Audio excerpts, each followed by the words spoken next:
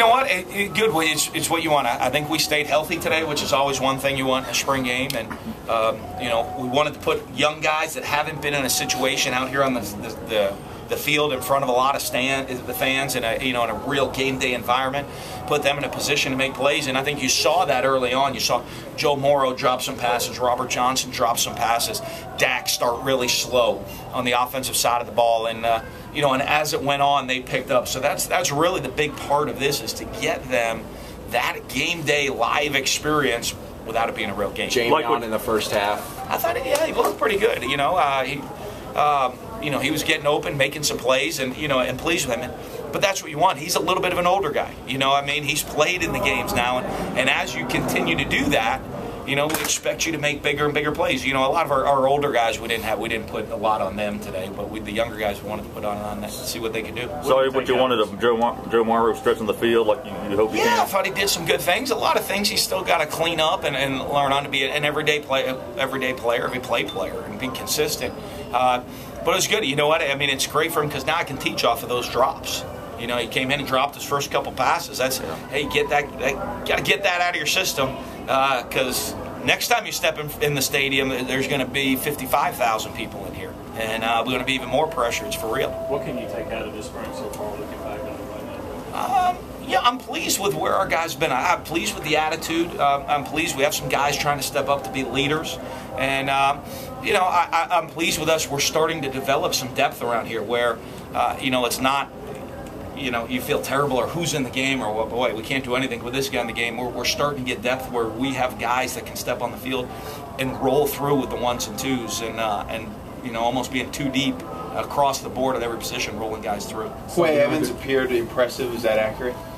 Yeah, we'll see. You know, I mean, I guess it's, you know, when you split the team up, sometimes it's hard to see. You know, I don't know who he's going against all the time, but it was good. He's another guy that's out here, and he and Danico Watcher. You know, there's another two guys. Their first opportunity to play in front of crowds. Junior college, they don't have crowds like this. And Morton High School, I've been down there, and they have big crowds, great program, but not to this level. And you know, that they get kind of hopefully some of these jitters out now, so the Jackson State game, they're ready to roll. Sitting here today, you look at Tyler Russell and what he did in the first half throughout the scrimmages. He looks like an SEC quarterback now, you think? Yeah, you know, and I'm on him. You know, I don't ever doubt it. We know he can throw the football, and you know, it's him. It's the whole management, the managing of the game, the leadership, all the other things that continuing to grow up upon. Decision making. I thought his decision making was great today. Thought he was pretty accurate. You know, was a little late on a throw or two. I remember one in the first half to Brandon Hill that he had a step on him, and Tyler was a little late with the throw. But overall, I thought he was really accurate for the whole day. What happened with the bump this play there, where he almost ran into the staging area and grabbed the mic and got a safety? It was. That was pretty interesting right there. Yeah, that was a judge. The official's looking at me. He said, "What do we do?" I said, "We'll call it a safety right there." If they had returned an interception back that way, it would have been a touchdown. So, yeah, that was one of the interesting ones. I think we let each team draw up some different trick plays and have some fun with it. And I think it was like a quadruple reverse or something. They kept pitching it back. Looked like a rugby match out there. What do you think of the D-line today? I thought they did pretty good. You know, I thought they did pretty good. You know, we stressed on Josh Boyd played minimally, but the other guys came in, and I thought did a decent job, got some pressure. You know, there's some times we're pretty liberal with the quarterbacks today, so I think there might have been some plays that would have been sacks that we gave them a chance to throw the ball, and that might have been a little bit different in the course of the game. You mentioned not playing some of the starters much. Broomfield wasn't even dressed out. Was he just banged up or something? Yeah, you know what? He was a little bit sore from the other day, and you know, it was one of those. He was on the same team as Banks, and we were going to let him each play a couple of series. And he was kind of sore and banged up, so we said, all right, we'll just let Banks play, I think, the first quarter and a half only, and they were out. So, you know, it was one of those, just meeting with the trainer, said, well, you know, he can go play, it's fine, but why rush it if, you know, he's only going to play, you know, 10 plays at most anyway. You want to play in a 100-yard field next spring? Yeah, I don't care. It's fun. You know, yeah, we'll do whatever. You know, the spring game is a really neat deal the whole day. I mean, for a baseball team to get a sweep, I think our tennis team almost pulled it out at the end of the day. Just the excitement around campus, having a huge crowd here, and a concert. It's fun. I'm good. We got to play football today, and you know, I guess the only guy that didn't get to step on the field was Baker Swedenberg, and so I'm not as paranoid, right? I think if he's gone after this year, then we'll need a 100-yard field, so I can put some pressure on the punters to go out there and punt. Kicker concern after this spring and everything, even before today. Yeah, we have some good guys coming in the fall. You know, I think that the competition for the kicker are really starting to fall when some guys show up on campus. Yeah, Feel about the offensive that left. What would you do with that? We're done. We used it on Friday. Last year, what we did is we practiced yesterday. Last year, we saved that Friday practice, bumped it to a Monday. You know, because the spring game's a lot later this year, where our coaches are heading out on the road recruiting now. So we use that practice day Friday instead of this coming Monday. And that was it. We're done. Unfortunately, a sad day for me. You know, I don't get to be out there on the field with the boys again until about August 3rd. How do you feel about the offensive line today and how they've come together through the spring? Oh, good. They looked good and bad at times today. You know, I think there's still, when you have a lot of young players, I feel comfortable with that we're going to start to develop a line now into the fall.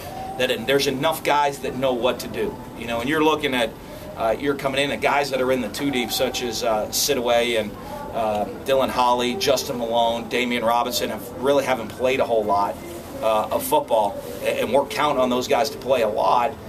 This spring, we didn't develop the line chemistry. To me, it was them learning the offense, learning what to do, and now we'll start to develop that chemistry going into the fall of our guys. So I'm going to put a lot on those guys. If you've taken a step back between now and the first day of practice, you're going to find yourself out of the rotation pretty quickly. What do you think about Banks at receiver?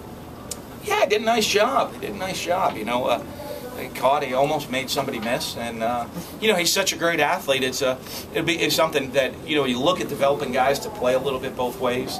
Now that he's very comfortable playing corner. Now that he has that, I think you know, it's a little bit easier to take some reps away and put him on offense. How much would you actually think you might use that during the season? We'll see. I mean, it's a long season, so, you know, I mean, I know he is such a great athlete. And he has, you know, size and length and height and jumping ability. He creates mismatches, and so it's something we'll look at going into the season. Coach, obviously a big week for Fletcher Cox. Can you just talk about your excitement for him?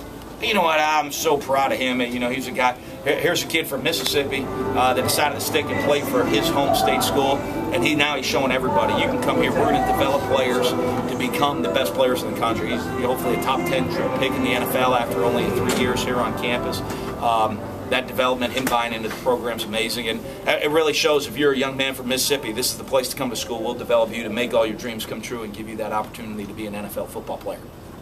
You gonna be able to make it up there? Yeah, I plan on going to the draft. What do you name the daughter? Yeah, I should be right. Breelyn Elizabeth Mullen. B-R-I-E-L. B-R-E-E-L-Y-N. Anybody in the family named that? No. No one was named Cannon either, so we're just creative, I guess. And Elizabeth is E-L-I-S-A-B-E-T-H. I think with a sugar